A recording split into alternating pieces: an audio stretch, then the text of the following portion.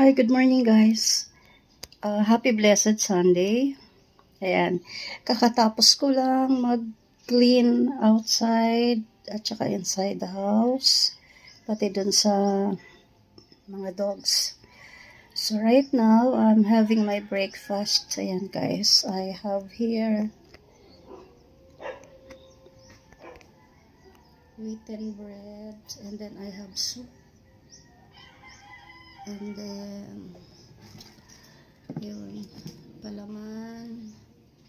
And I have here drinks. I think this is milk tea. And then I have coffee. Ayun, so less rice na tayo guys. So in a day, like once a day lang ako kumakain ng rice. But sometimes bread na lang and ulam. Ayun, so we're not getting any younger. Medyo diet na tayo ng konti. So guys, kumusta kayo lahat? Tignan niyo yung panahon sa labas.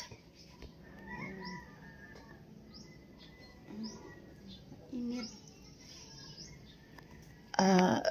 So early. Wala pang 9 a.m. Summer heat na sa labas. Ayun guys, so after breakfast, pupunta ako ng church to attend mass. Ayan, so yun lang yung ganap ko today guys. And then we will see if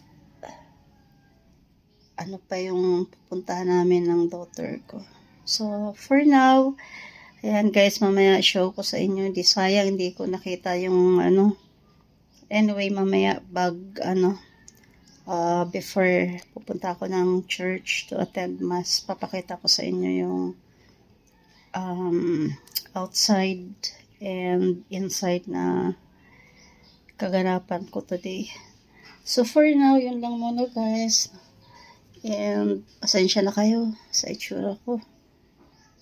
Ganyan talaga ako pagka nasa bahay. So typical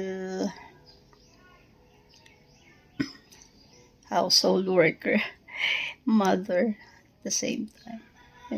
So guys, we will see later. Okay?